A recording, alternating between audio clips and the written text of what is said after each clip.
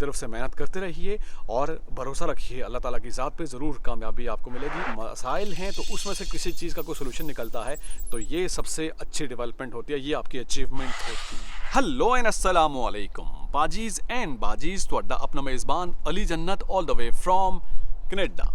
आज की वीडियो जो लोग कनाडा आ रहे हैं या आने की प्लानिंग कर रहे हैं या कनाडा आ चुके हैं उनके लिए इंपॉर्टेंट टिप्स शेयर की जाएंगी। यकीनन उससे आपको काफ़ी हेल्प मिलेगी और किसी भी किस्म के मसाइल का आप शिकार ना हो, क्योंकि जब आप नए आते हैं आपको आइडिया नहीं होता। सारा इस वीडियो से आपको मुझे उम्मीद है कि हेल्प मिलेगी।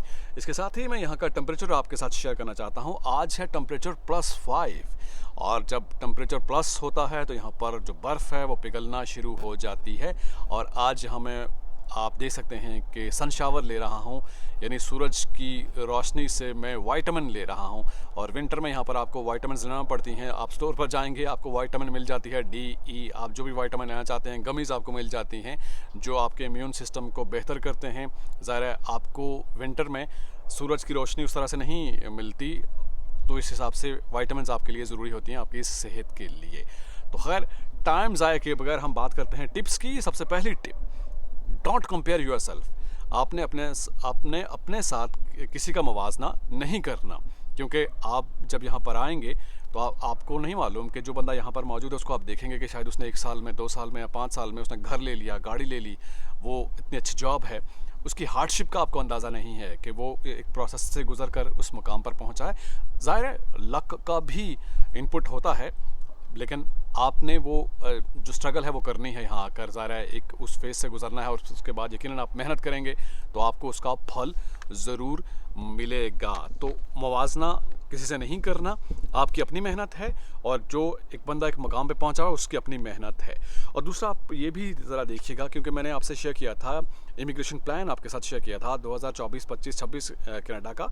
उसमें आप देखें कनाडा को अब जो लोग चाहिए, यानी लोअर स्किलफुल जो लोग हैं वो नहीं चाहिए, हाई स्किल्ड लोग चाहिए। उसमें इकोनॉमिक कैटेगरी में आप जाएं तो आपको मालूम पड़ेगा कि कनाडा को स्किलफुल लोगों की ज़रूरत है इमिग्रेशन के हवाले से। जो इमिग्रेंट्स यहाँ पर आएंगे तो ऐसे में अपने आप को इक्विप करें, ख़ास करके स्किल के हवाले से। सिर्फ इंग्लिश अगर आपको आती है तो इंग्लिश आपकी स्किल आपको यहाँ पर, यानी उससे आपको सक्सेस नहीं मिलेगी।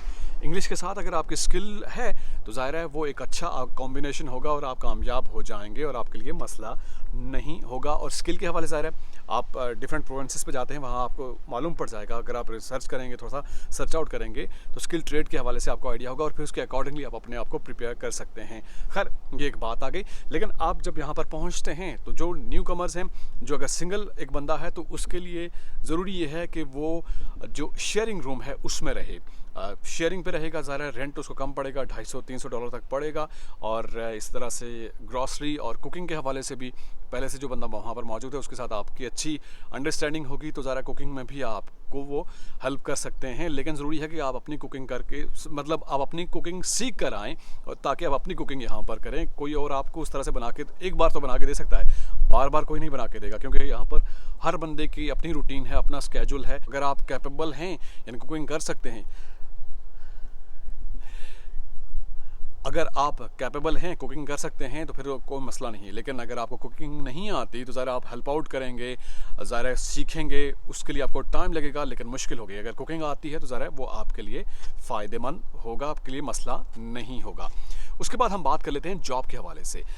स्टार्टिंग में ज़रा आपको मसला है, कुछ भी आपको समझ नहीं आ रहा, तो आप ऐसा कीजिए कि जो आपके कुर्बा जवार में जो इबादतगाह है, मस्जिद है, मस्जिद में जाइए अपने मज़हब के मुताबिक। ज़रा अगर आप वहाँ देखेंगे अगर मंदिर है तो मंदिर में जाइए, गुरुद्वारे में जाइए और वहाँ जाकर जो बड़े हैं उनसे बात कीजिए। एक नेटवर्क, आप नेटवर्क के साथ आप कनेक्ट हों, एक अपना नेटवर्क बनाइए और वो आपको जॉब के हवाले से या आपको एटलीस्ट गाइड ज़रूर करेंगे। और वहाँ आपको कोई ना कोई बंदा ऐसा मिलेगा जो अपने एक्सपीरियंस से आपको थोड़ा सा गाइड करेगा, आइडिया देगा कि उसको किस तरह के मसाइल का सामना था, ताकि आपको उस तरह के मसाइल ना हो और आपको आके अकोमोडेशन के हवाले से या जॉब के हवाले से भी हेल्प मिल सकती है।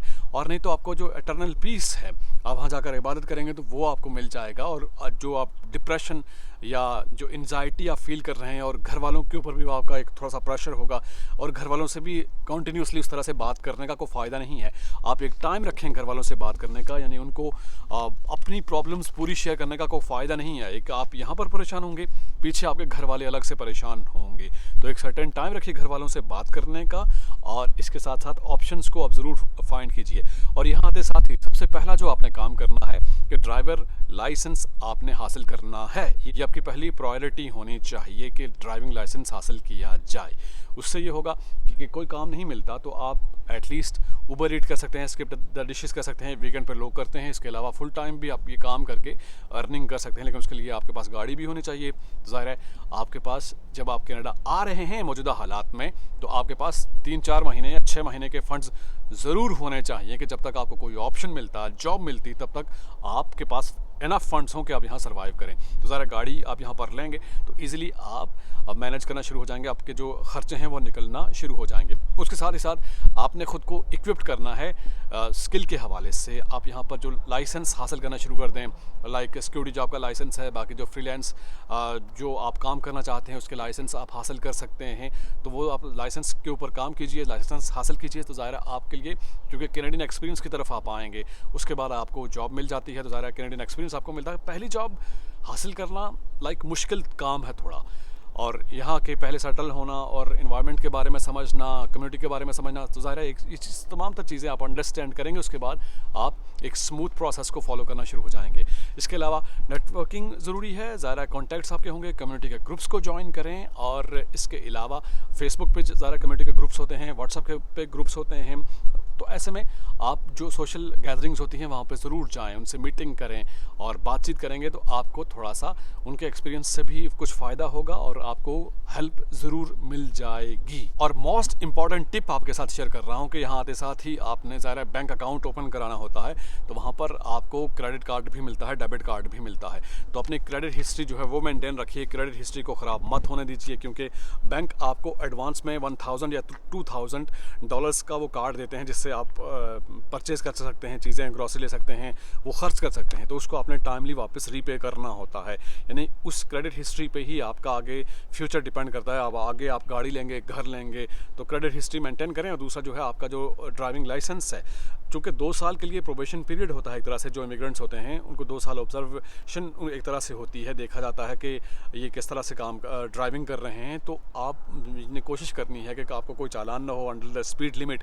आपने स्पीड लिमिट में ज़रूर ड्राइव कीजिए, क्योंकि स्पीड लिमिट पे ही ज़्यादा टिकट मिलते हैं, आपको चालान होता है। तो अपने चालान से बचिए ताकि आपकी जो ड्राइविंग की हिस्ट्री है वो सही रहे, और बैंक के हवाले से जो क्रेडिट हिस्ट्री है वो स्मूथ रहे, वो सही रहे। और अपने आप को प्रिपेयर कीजिए, यानी ये मत सोचिए कि आप कनाडा आएंगे तो सब कुछ स्मूथ बिल्कुल सही हो जाएगा।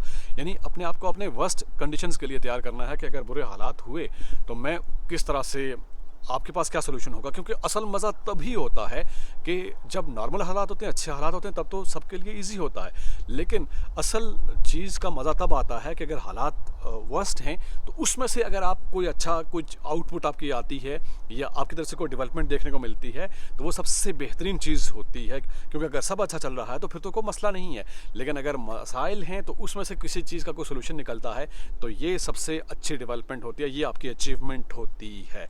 और इसके अलावा फोकस रहिए, आज नहीं तो कल, कल नहीं तो एक टाइम आएगा कि आपको वो सक्सेस मिल जाएगी, आप अचीव कर लेंगे, जॉब मिल जाएगी, सारे मामलात हो जाएंगे।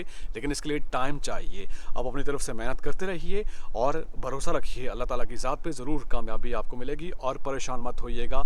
और इसके अलावा अपनी फ़िज़िकल हेल्थ और मेंटल हेल्थ पर भी आपने तवज्जो देनी है। आपने देखना है कि कहीं कोई प्रॉब्लम तो नहीं चल रही, मामला सारे स्मूथ होने चाहिए, क्योंकि आपकी सेहत है, उसे कहते हैं ना जान है ते जहान है। इसी के साथ ही आज की वीडियो का अख्ताम करते हैं। यहाँ पर आप अपने कमेंट में शेयर कर सकते हैं, बता सकते हैं कि नेक्स्ट वीडियो किस टॉपिक पे होनी चाहिए, और उसी पे हम नेक्स्ट वीडियो लेकर आएंगे। आपसे मुलाकात होती है नेक्स्ट वीडियो में। टिल देन मेरा और आपका अल्लाह मालिक।